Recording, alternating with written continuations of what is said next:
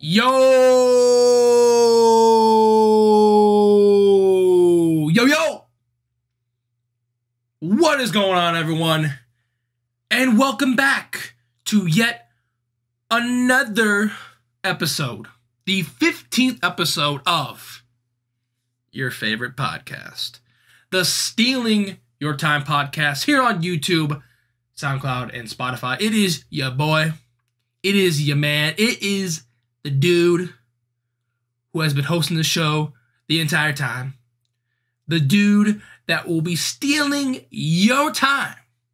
Time that you will never, ever get back. But don't worry, because neither will I. So sit back, relax, kick your feet up on your desk, do whatever it is that you'd like to do to get comfortable and enjoy the ride. So here we are. It is March the 18th when you guys will be watching and or listening to this show, but I am actually recording this a day prior on Wednesday. And today, March 17th, Wednesday, is indeed St. Patrick's Day. But we'll talk about that here. And we have a ton to go through here on this episode of the podcast. So first and foremost, if you did not check out episode number 14, which I posted a couple of weeks ago, I had my good friend Garrett Kane on the show. We talked for a little, probably over about an hour and a half, about a crap ton of different topics. Go check that out if you have not already. That will be linked if you're watching on YouTube. That'll be linked in the top right-hand corner of your screen.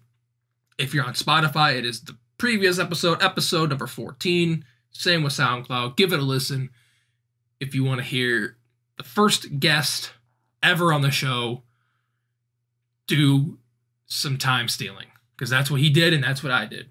And that's what I've been doing this whole time, is stealing your time. So that would be greatly appreciated. And plus, if you don't watch this, if you've been watching the podcast, you've been watching it out of order, what is wrong with you? You crazy. You really crazy. But here we are. We are back after about a couple week hiatus. And I will say this. The podcast decided to go on a little bit of a trip. Last week here was spring break. So the podcast decided, you know what? We're going to go on spring break too for about almost 2 weeks. So the podcast said, you know what? We're going to head down to good old sunny Cabo and have a good old time. And now here we are. We are back. It is March 18th.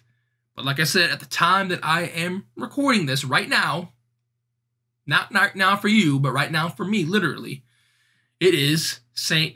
Patrick's Day. And as you can see, I am repping the St. Patrick's Day drip. This is the only, well, I have a few green shirts. This is like my favorite green shirt that I am wearing. So that way I can't get pinched, because that is the whole crux. That is the whole deal with St. Patrick's Day. Well, one of the big deals is if you're not wearing green, you got to get pinched, and you get pinched to grow an inch and all that good stuff. But you know what?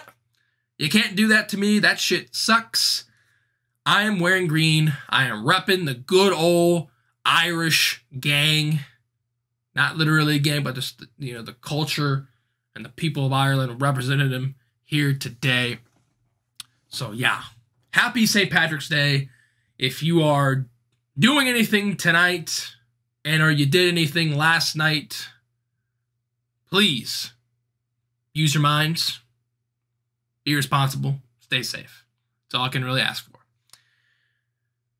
So yes, happy St. Patrick's Day. What do you guys like to do for St. Patrick's Day? Do you guys like to do the bad things? Do the not so the frowned upon things, aka drinking a lot of beer? Do you like to cook up an Irish meal? Do you like to eat a lot of mashed potatoes? I will say I did have some mashed potatoes earlier today for lunch, so yay me.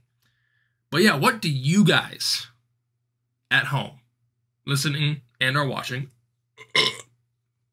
what do you like to do? And also, yes, you can see the text on the top left-hand corner of your screen, right? You see it. It's also green, so we are in season with St. Patrick's Day here on the show. Also, you can see behind me, the background's a little bit different. Yes, indeed. That's because I went ahead and only about 3 or 4 days ago, I went ahead and got a brand new L-shaped desk. Very fitting because I like to take a lot of L's, so might as well get a desk that is shaped like an L.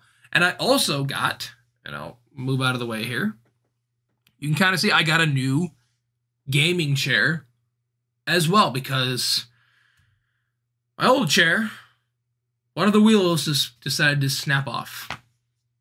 It was a good chair. It was a very good chair. I would not have gotten this if the wheel on that didn't just snap off. And I guess I probably could have potentially fixed it. But I just decided, you know what? We got this new chair here. As you can see, it's got some red trim on it. My old one had white trim instead of red. It's really cool. It's pretty comfortable for the most part. So yeah, I just decided to full send and get a new chair. And we also got this new desk as well. Now, I won't show you it. I will probably go ahead and leave links down below to both the chair and the desk if you're watching on YouTube, so you can go check that out if you so please. But yeah, I decided to go ahead and I turned around my desk. I had my desk and my setup here facing the wall. Now I have it facing towards my room. So now you see my wall behind me. You see that yes, I do have a Steelers man cave flag hanging up. This was behind my desk, but well, let me not say it was in front of my desk before, but now it is obviously you can see it behind me. So there is that. That is my back. I might as you can see, it is not completely in frame. I might bring it down a little bit, just so I don't have all this blank space right here. That kind of looks a little bit awkward. And you can kind of see the end of my desk right here. Xbox controller right there. But yeah, I might bring the flag down just a little bit to make it look, so you can actually see the full text, because you can't see the full text of the Steelers man cave. There you can see it. Boom! There it is. Right there. Okay. Bring that down. So, speaking of Steelers, we'll be talking about NFL free agency a boatload here in today's episode. And let's segue to that right now. So, without further ado, I'm going to go ahead and get this Bang Energy popping once again. Cherry Blade Lemonade, the best flavor of Bang, the only flavor of Bang that I really sip on, because it is what the kids like to say, lit AF, fam.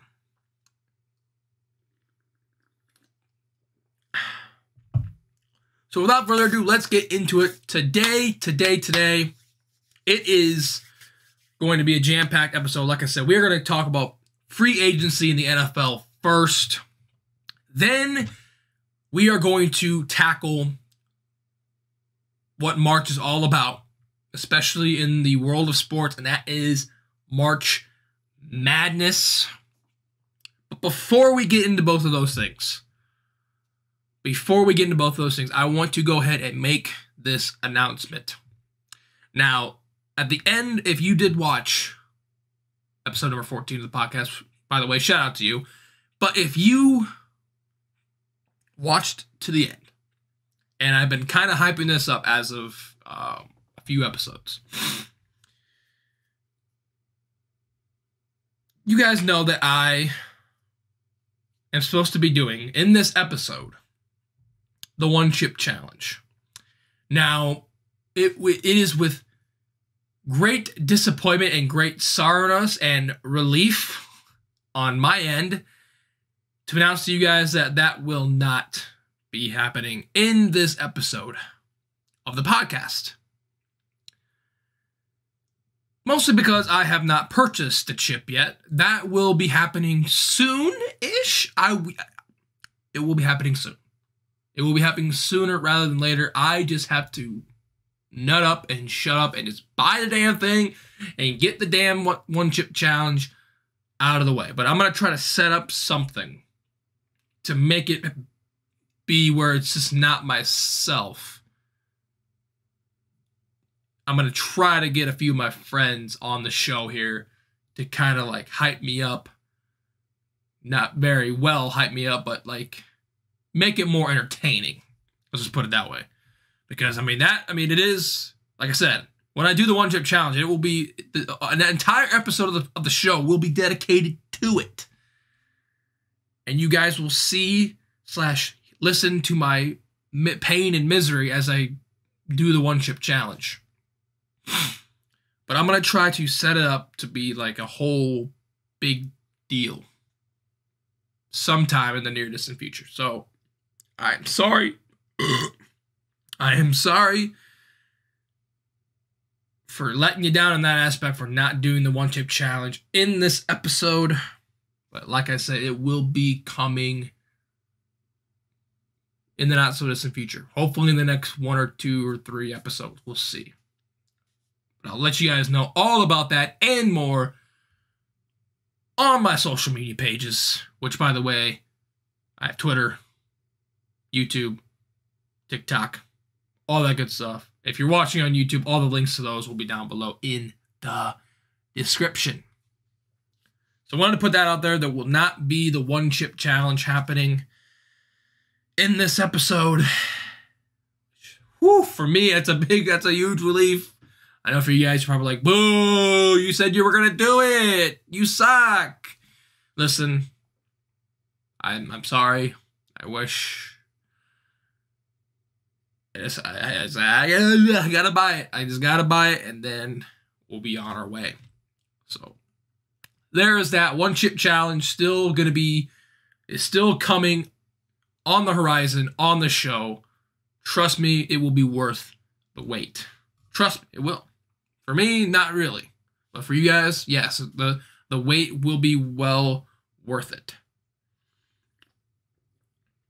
So, now that we got that out of the way, let's go ahead and let's talk about NFL free agency. I have not talked about the NFL a lot since my Super Bowl recap show, which I did the day after the Super Bowl. You can go check that out if you have not already. We greatly appreciate it. But yes, we're going to talk about NFL free agency because it is craziness that has been going on in the NFL world the last about week or so. It has really been ramping up. What feels like in the last 48 hours, it's been at its most craziest.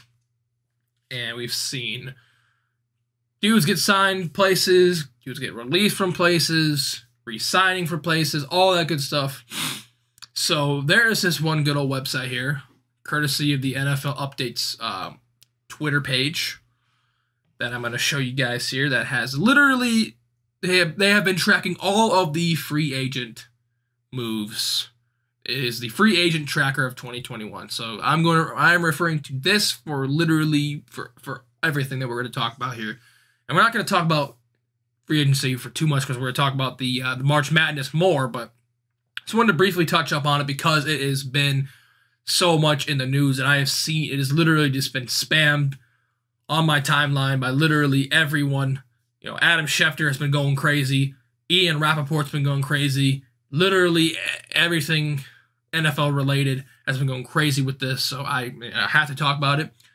I'll first talk about the Dak Prescott situation and how he is, how his deal has literally completely shifted how teams are structuring their deals with players. Literally that they've had signed for the last 2 or 3 years.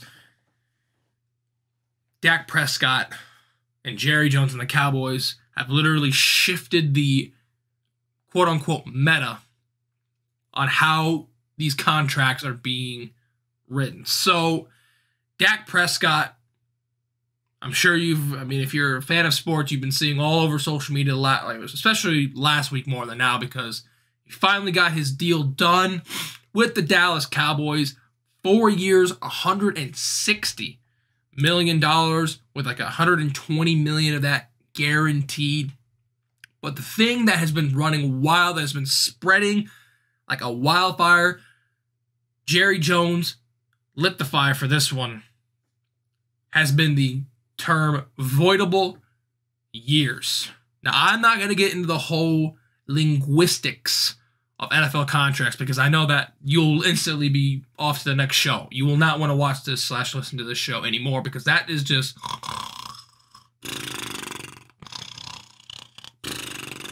You don't want to hear that. All right, you don't want to hear any of that bullshit. But voidable years that term has been getting completely exploited by literally about every team because of this deal. And essentially what it is it is prorating the money that the contract is signed for and converting it into a signing bonus, I believe. So Dak Prescott is getting 4 years, $160 million. I think he has a chance to get more than that, obviously, with incentives. But 4 years and $160 million, that is $40 million he's getting a year, which makes him, I believe, he is the second highest paid quarterback in the league. My homeboy's getting 45, Dak's getting 40. That is what his contract says per year that he should get, but that's not what he's actually earning per year because of the whole bullshit language with the contract. What really amazes me is because of this voidable years BS is that Dak Prescott this year will be earning, in his first year of this deal, $75 million of the $160. $75 million. And the thing that really amazes me more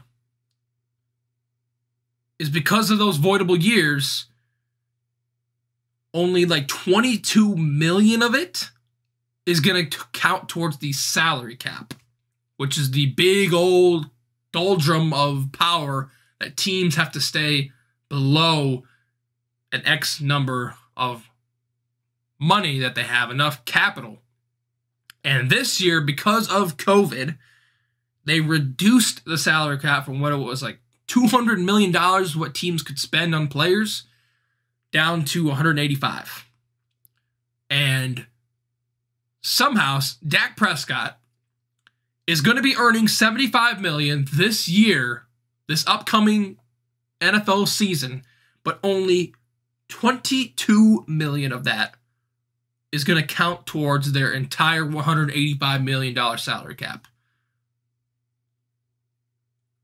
What in the how that what that is that makes like what that is loophole upon loophole that you have to jump through to get to have that happen.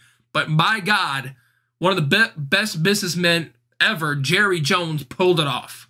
How does that work? You sign a guy 4 years, $160 million. Yeah, he gets $40 million a year, but guess what? No, you're gonna convert that using voidable years and yada yada yada. He's gonna get $75 million this year of his $120 million guaranteed, but only 22 of it's gonna count towards the cap.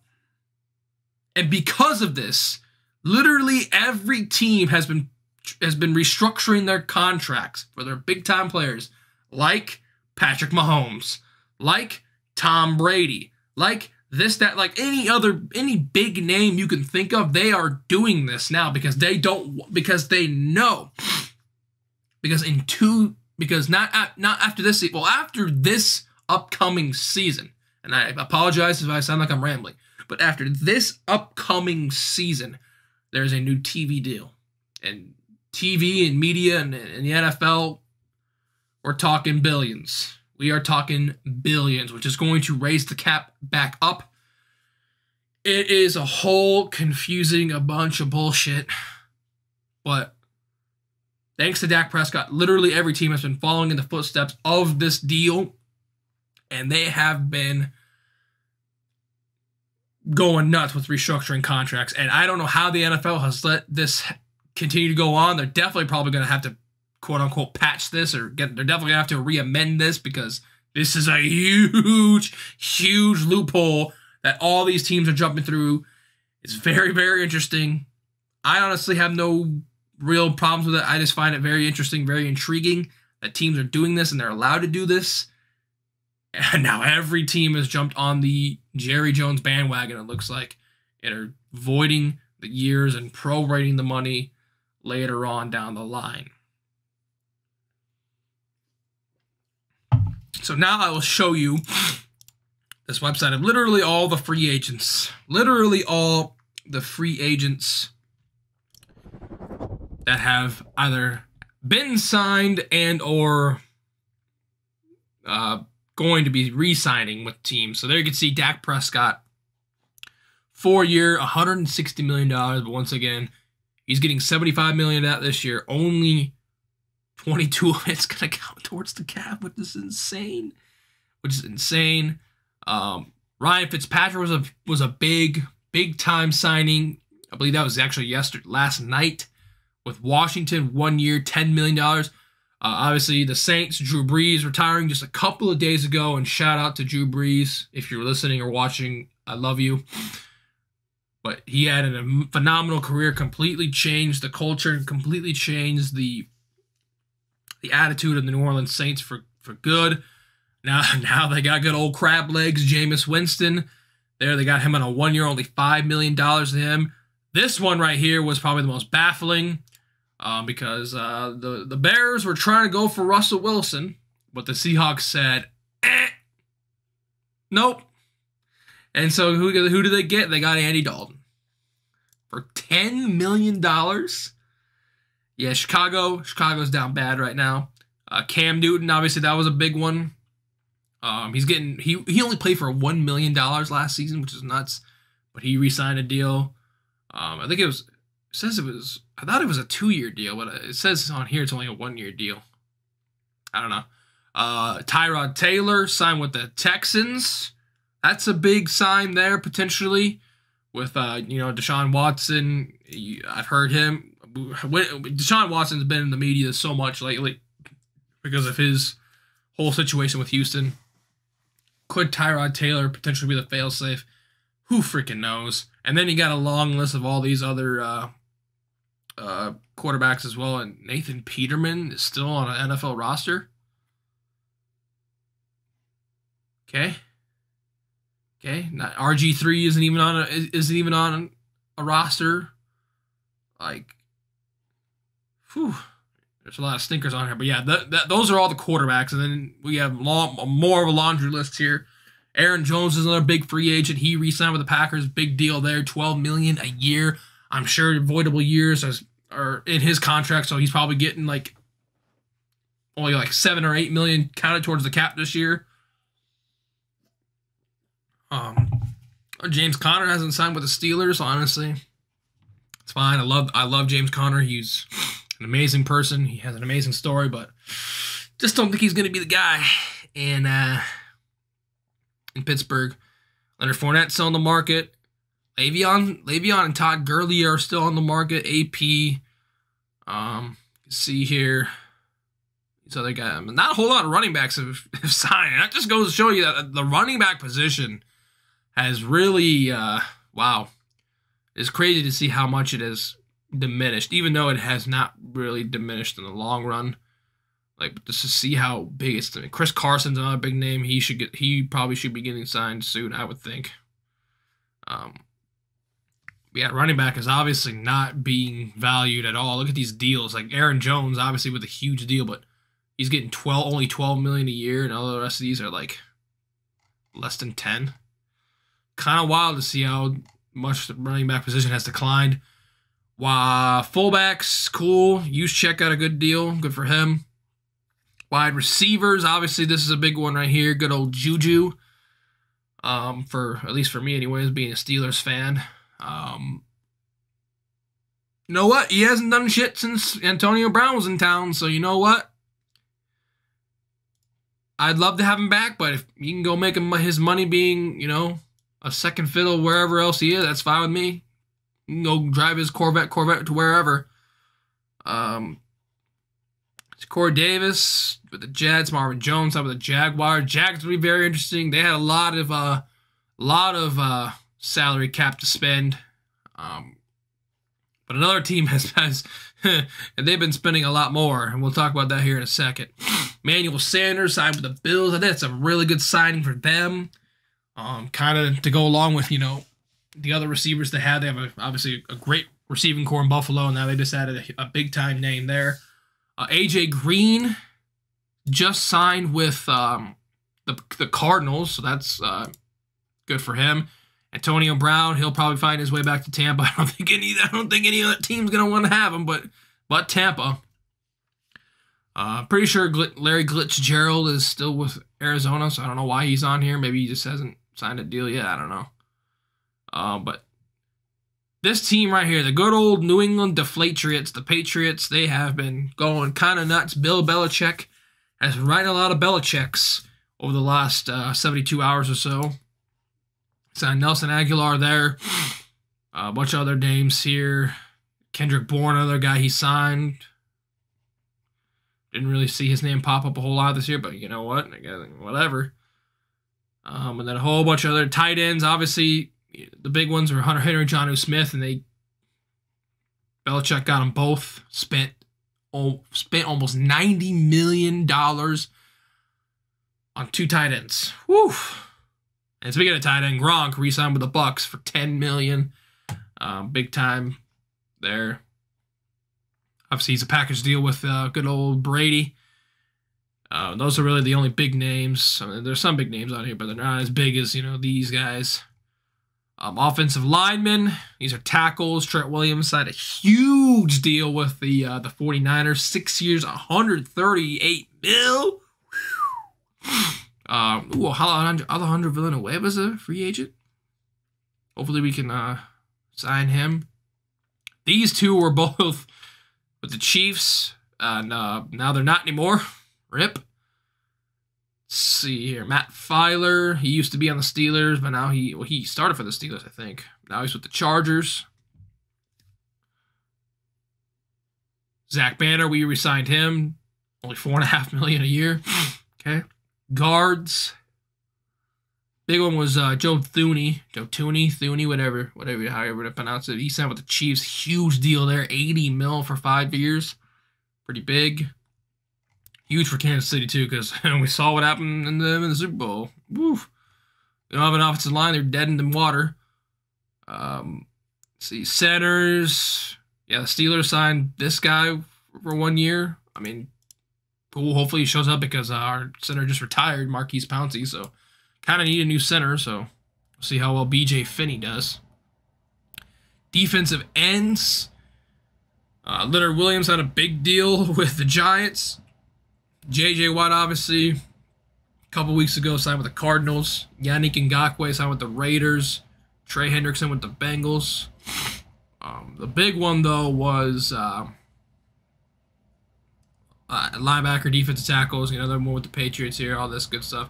The big one was this guy right here, Shaq Barrett. 4 years, $68 million with the Bucks. And he can thank Tom Brady for that because that good old prorating the money. Voidable years, BS, they were able to get Shaq Barrett back on a huge deal. But, I mean, he's well-deserving of it. Dude's an absolute monster. Levante David also re-signed with the Bucks. I mean, the Bucks are looking like they might run it back after, everyone they've re-signed. It's crazy. This one hurt me the most. At least for now, until Juju gets signed somewhere, if he does. Bud Dupree, who was really starting to flash and really starting to become a absolute monster at Pittsburgh. Sadly, will be playing with Tennessee now for it looks like the next 5 years, maybe even the rest of his career. $82 million too. Yeah, he broke the bank for sure. I'm definitely gonna miss Bud Dupree. Him and T.J. Watt were such an insane tandem. And this year, especially before he tore his ACL, he was going insane. He was having a career year, and unfortunately, he got injured.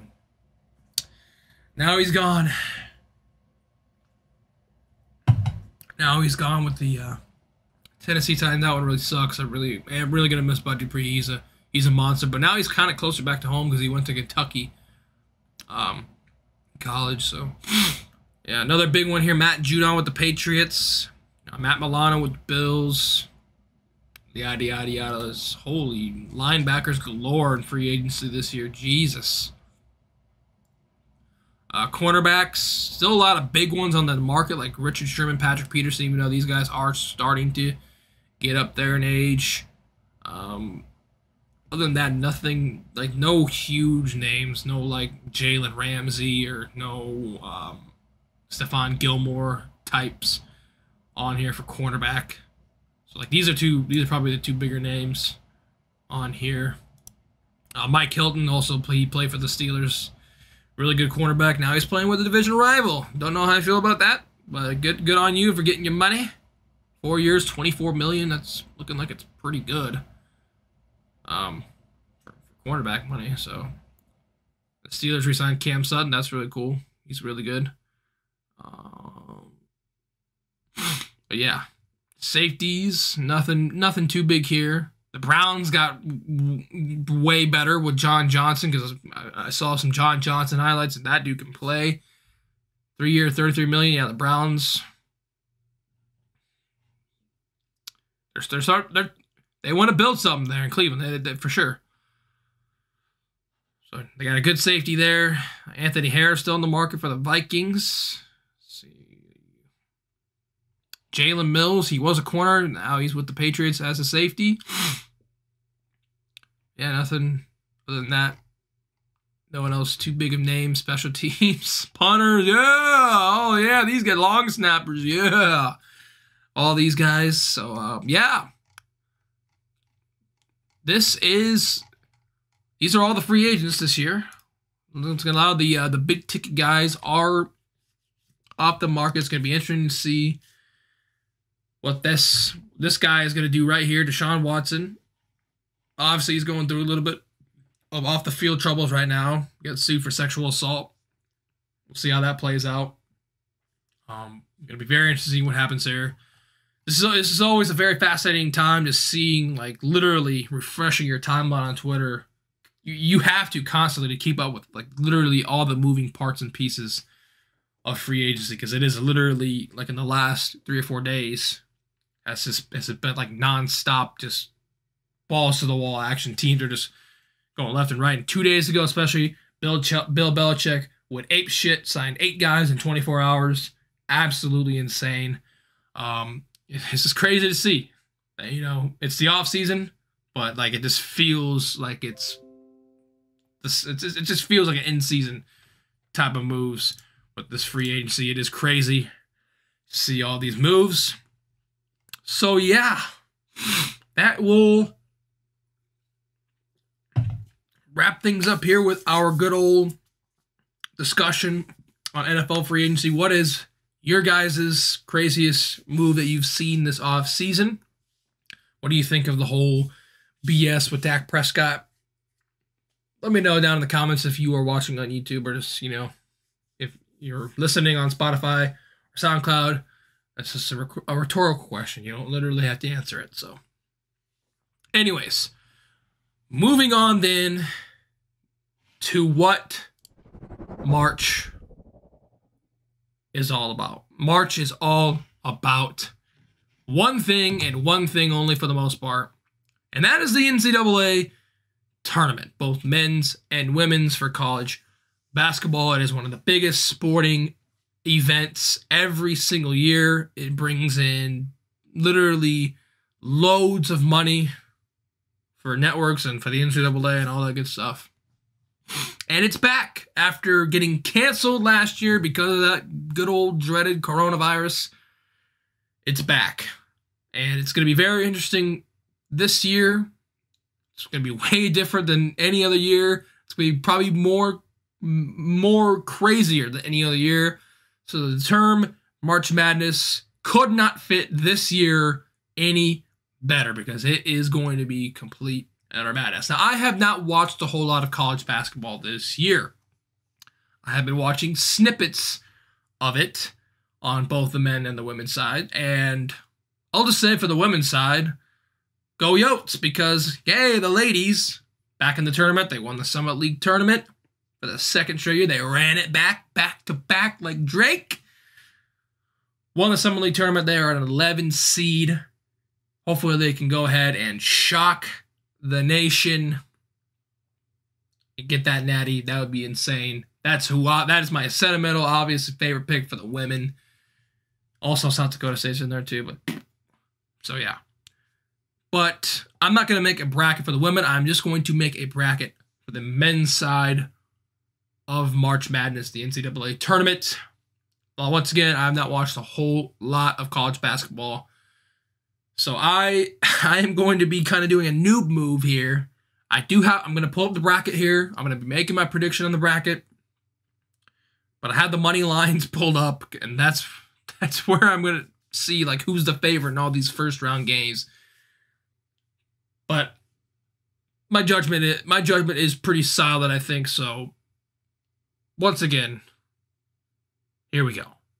Here we go. So we are on ESPN. We're just gonna make one little bracket. Let me pull it up. Here we go.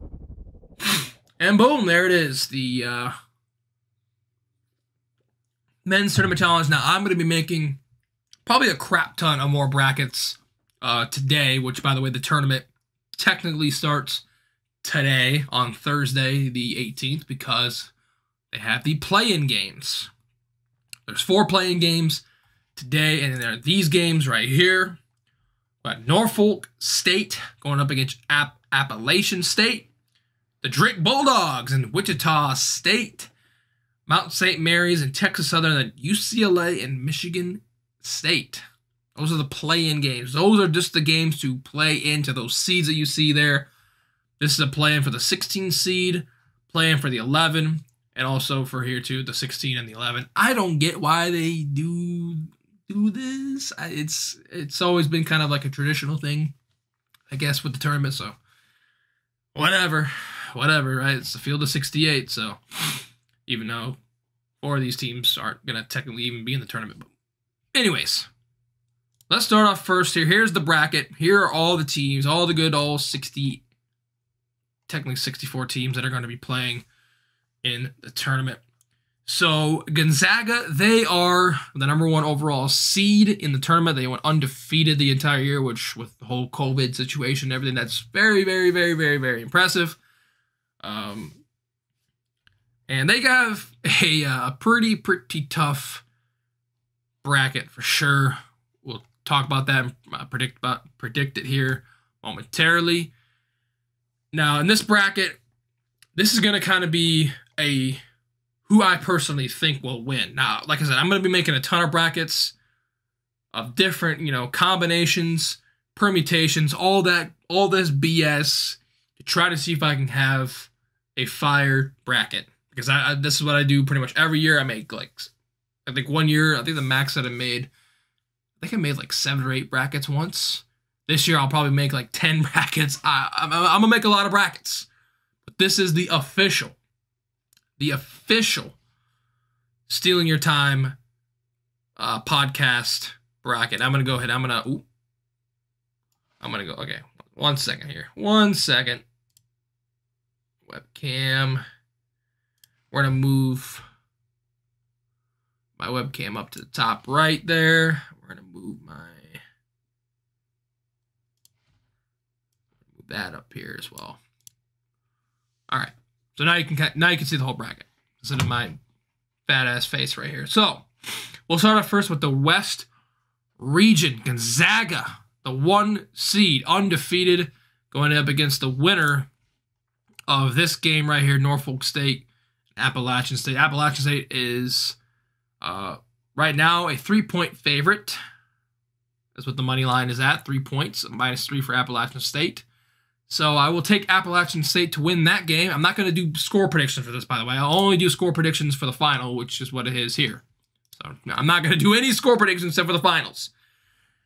because that's just a whole bunch of BS. But anyways, I'll take Appalachian State to win that one. But then obviously Gonzaga will win if the stars align and somehow the 16C wins, just like they did a few years ago with beating Virginia. That would be insanity, but Gonzaga, I think, will wipe the floor with Appalachian State's tears. So the next matchup here, Oklahoma and Missouri. Actually, let's see. Are these games? Okay, these are in chronological order. So this year is different. This year they're doing just the play-in games on Thursday. Then they're doing 16 games on Friday and 16 games on Saturday. You want March Madness? You're gonna get it. You're gonna get it spammed at you on Friday and Saturday. It is nuts. 16 freaking games on Friday and Saturday, which is insane. So I guess we'll just go off of this.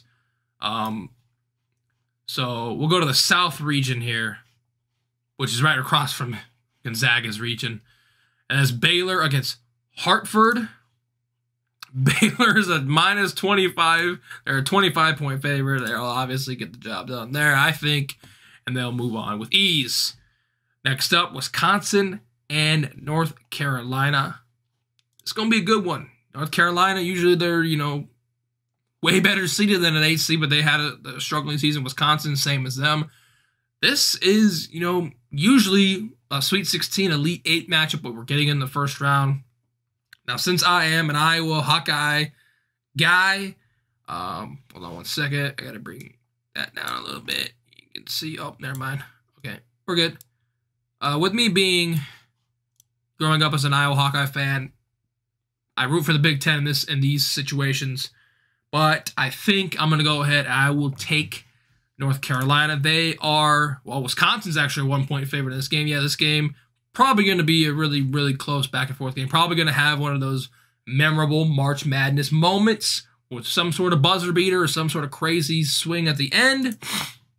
But I'm going to go ahead and I'm going to take the Tar Heels to beat the Badgers in that one. Next up, the Winthrop Eagles against Villanova. Could this potentially be upset city? Could this be a 5-12, a typical 5-12 upset? Like I said, I haven't followed college basketball all that much this year, but so I'm going to go ahead. I'm going to go with Villanova. They're always a perennial favorite. They're always a really solid favorite in these tournaments every single year. So I'll go ahead and take Villanova. Next up, the North Texas Mean Green against Purdue. Purdue is an 8-point favorite in this one. Once again, with betting and money lines and all this stuff, this has to be the most maddening thing to ever bet on. It's the NCAA tournament, but people do it. Purdue and North Texas. We'll be taking Purdue in this one. Next up, Texas Tech and Utah State. Now, USD's former head coach Craig Smith is the coach at Utah State. I believe this is like the second or third time he's led them to the tournament, which hats off to them. And I'm going to take them. This is going to be my first upset of the bracket. I'm going to take Utah State to upset Texas Tech. And they're going to make it on to the round of 32. They're going to beat Texas Tech. Let's see what the line is at right now. Texas Tech only 3.5-point favorite. Woo! Upset alert city, maybe. Upset alert, baby. Potentially, but I have the upset happening. I have Utah State beating Texas Tech and moving on to the next round. Arkansas and Colgate. Arkansas having themselves a great year. They are a 9.5-point favorite. And there's a note here. Colgate has covered the spread by an average of 7.2 points per game, the best spread margin of any team in the field. So for you bettors, I would bet the 9.5. I would not bet the 9. I would bet the over on that. But I will take Arkansas to win. Florida and Virginia Tech. Florida only a 1-point favorite. This is a 7-10 matchup here. Florida is 2-7 out of their last 9 games. I don't know what ATS stands for, whatever. But yeah, this is another, SEC, ACC matchup, 7 and 10. It's really a coin flip between these two. And I'm going to take the double digits. I'm going to take the double-digit seed here. I'm going to take Virginia Tech over Florida. And then the last matchup, Ohio State and Oral Roberts, the team that made it out of the Summit League. Can they shock the nation and pull off a huge upset? They could. But do I think they will? I do not think they will. Once again, this is a bracket about thinking what will happen and not what I want to have happen. I would love to have Oral Roberts beat Ohio State, but do I think that's gonna happen? I don't necessarily think that's gonna happen. So we're gonna take Ohio State. Easy pick, obviously. All right. I guess we'll move on to the Midwest region. We'll come back to you, Gonzaga. We will come back to you. The Midwest region is headed up by the Fighting Illini of Illinois, and I saw something really fascinating. That's like the year of 16, because like 16 years ago, the Illinois made it to the national title game, lost, and then 32 years ago they made it to the Final Four and lost. So is that potentially? Is this the year where they could finally get over the hump and they could win the Natty? Who knows? But they're taking on Drexel. They're a 21-point favorite, and yeah, Illinois, they are very, very impressive. They'll probably make a deep run here. So I have them obviously huge over Drexel. This is a very interesting matchup here. Loyola Chicago had an insane year, getting an 8 seed, going up against the ACC tournament champions. Yes, you heard that right. Georgia Tech. Georgia Tech. Now, once again, this year, more madness than ever, because we don't have Duke in this tournament, nor Kentucky. Two programs that are literally NBA farms, NBA factories. They produce all this NBA talent, and neither of the teams are in the tournament. Kind of crazy. It's madness. It is March fucking Madness. But Loyola Chicago, Sister Jean, trying to do what they did, I believe, 3 years ago, make it all the way to the final freaking... Did they make it to the Final Four? I think they did. Going up against Georgia Tech. Now, this is going to be an interesting matchup, to say the least. 8-9s are always probably the most intriguing matchup, because it's, once again, the 8-9, 7-10 matchups are literally coin flips, and you could argue 6-11 too, but this is a huge coin flip here. Loyola Chicago and Georgia Tech. Loyola is a 2-point favorite over Georgia Tech. I'm going to take them because I kind of want to see this matchup here. Interstate battle in the NCAA tournament. Yeah, I kind of want to see that. So I'm going to take Loyola Chicago over Georgia Tech. 5-12, this could potentially be an upset alert right here happening. Oregon State and Tennessee. The Volunteers, Tennessee, they're 8-point favorites, and I just realized that ATS means against the spread. So, yay for me for picking up that. They're 10-1 against the spread the last 11 games. Does that necessarily mean they're going to win? No, because I'm going to take Tennessee. Oklahoma State. Moving on to the next one. Oklahoma State, who has probably the best player in the country this year, Cade Cunningham, who has been getting a lot of, hype, and probably going to be the #1 pick in the draft, going up against Liberty Flames. 19 of Oklahoma State's last 28 games have gone over the total. The most of any field team, I guess, over the total of like the over-under of how many points you scored. We'll take Oklahoma State, the Cowboys, in the first round. San Diego State, the real SDSU, going up against Syracuse. Also very strange to see Syracuse as an 11 seed. They're always usually good because they have Jim Boeheim. San Diego State only a 1.5-point favorite as a 6 seed.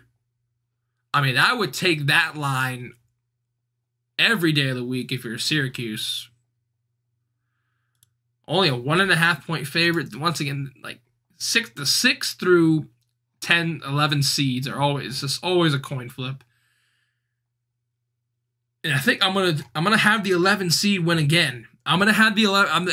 I think it's gonna happen. I think Syracuse. Yeah, they're a Power 5 school. Yes, they're always they're always in the tournament. It feels like.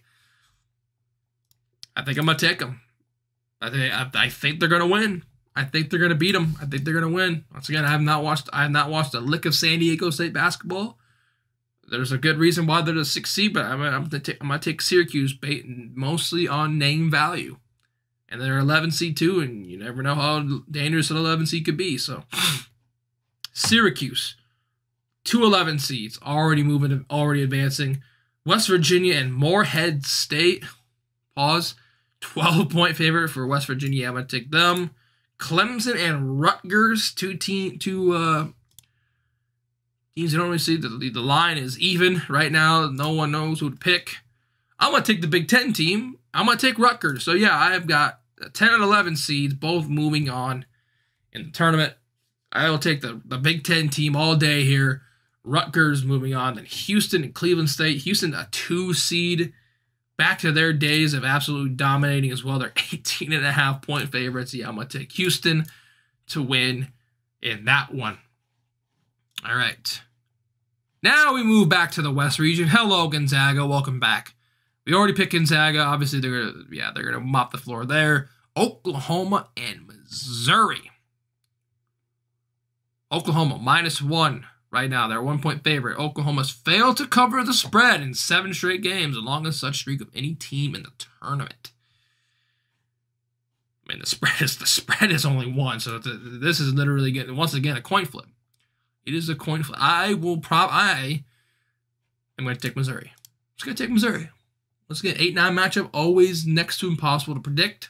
I'm going to take Missouri. I'm going to take the Tigers over the Sooners.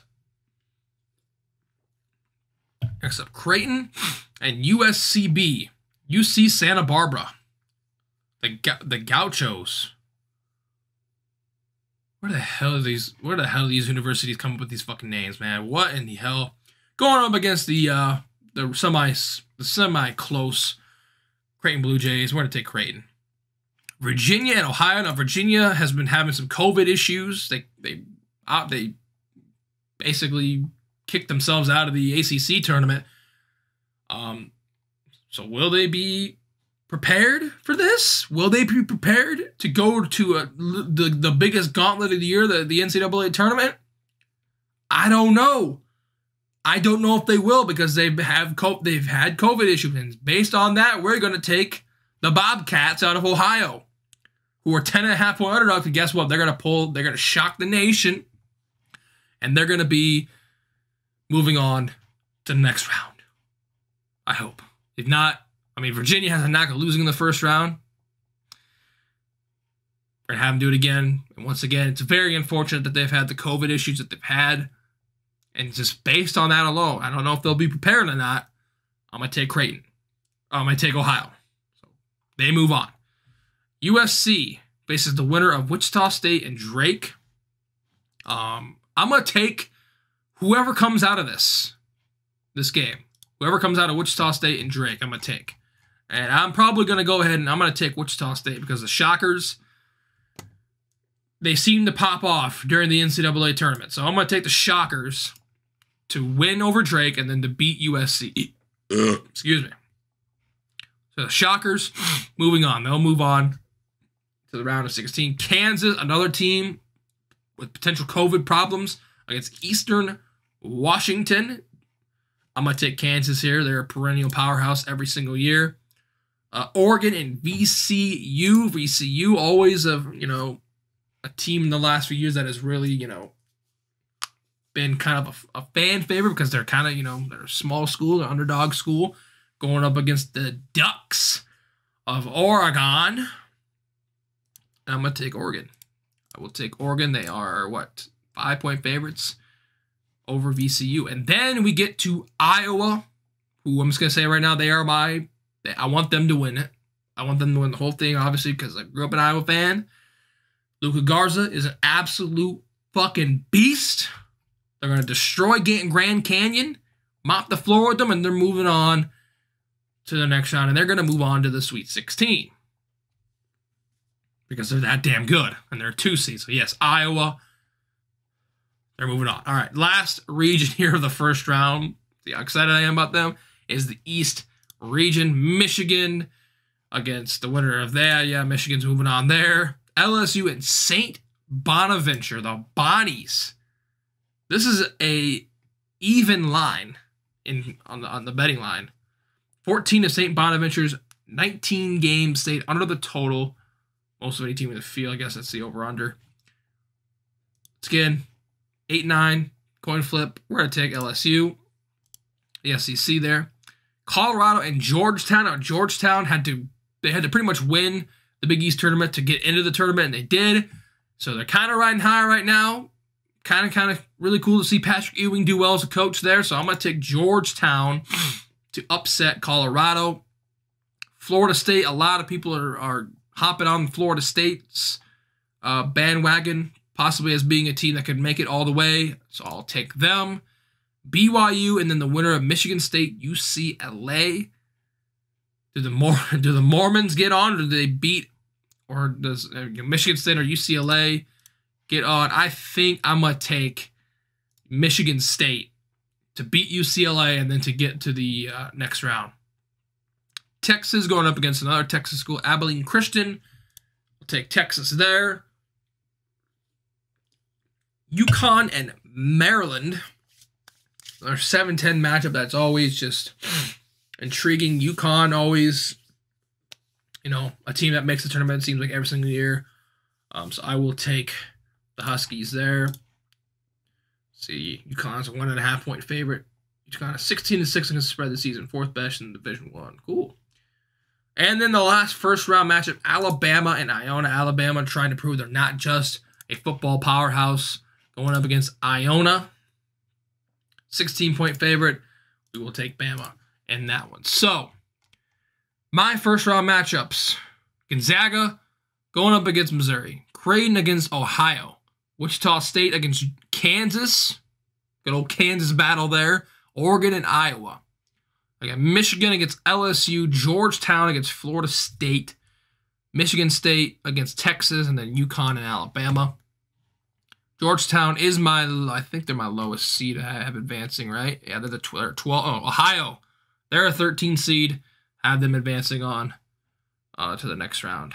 They're my lowest seed I have advancing in this bracket anyways. In just this bracket, they're the lowest seed. Baylor going up against North Carolina.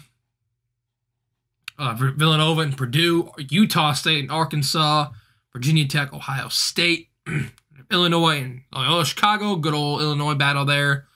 Tennessee and Oklahoma State. Syracuse, West Virginia. And then Houston and Rutgers. So I have a double-digit seed moving on. I have 2 double-digit seeds moving on in every bracket. Cool. All right. Go back to the West here. Excuse me.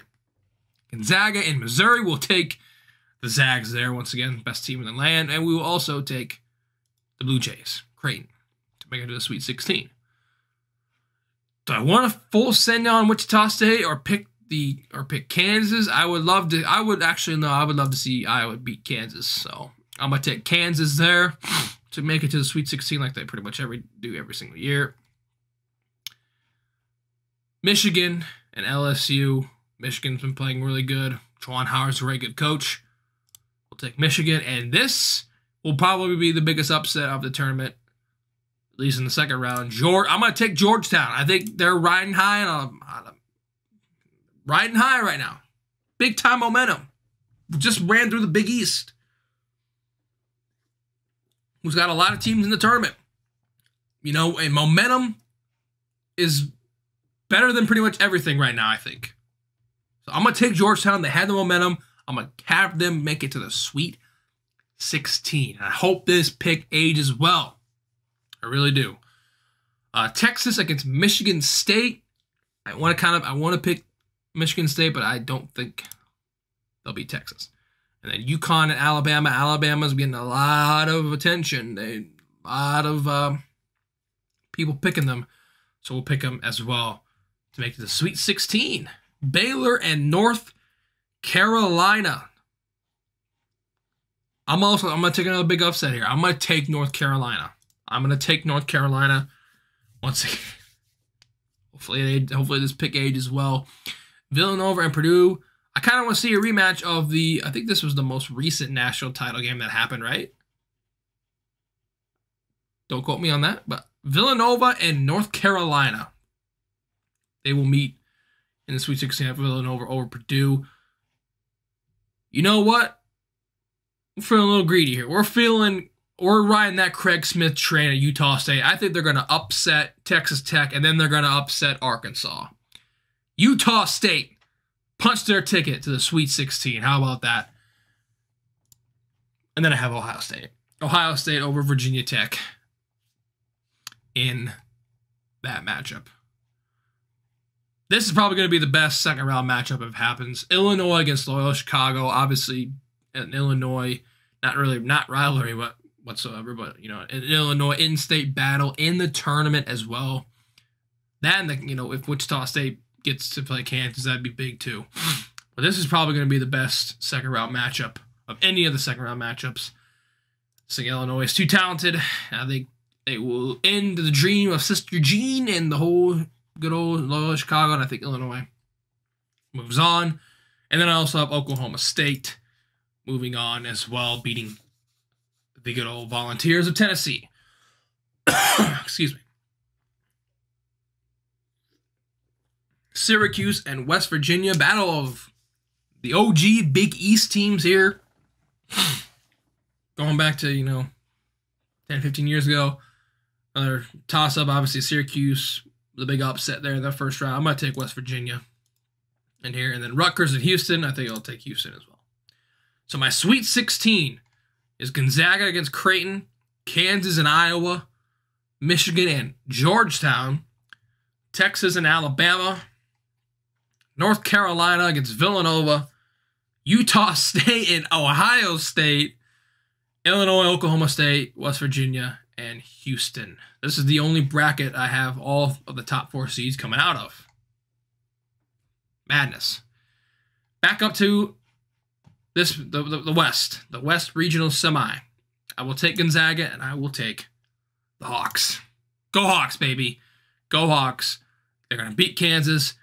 They're going to get that rematch with Gonzaga because these two played this season. They played they actually played in Sioux Falls. Gonzaga won by 10. So Iowa's got to get their rematch, and they're going to get it in the Elite Eight. So Gonzaga and Iowa win their respective matchups there. I got Michigan ending the Cinderella run of Georgetown, sadly, in the Sweet 16, and I have Alabama. This feels like a football matchup here, but it's it's a basketball matchup. Michigan, Alabama in the Elite Eight. I'm gonna pick North Carolina. The Tar Heels, they're gonna ride high as the 8th seed all the way to the Elite Eight. That's where they're gonna end up. And sadly, the dream of good old Utah State will come to an end in the Sweet 16. I have Ohio State in the Elite Eight going up against North Carolina. And then down to the Midwest. Illinois is too good. Houston is just too good.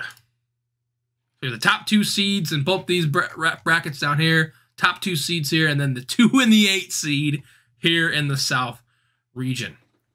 Now we come to the Elite Eight. Gonzaga against Iowa. Michigan against Alabama. North Carolina, Ohio State. Illinois and Oklahoma. Or Illinois and Houston.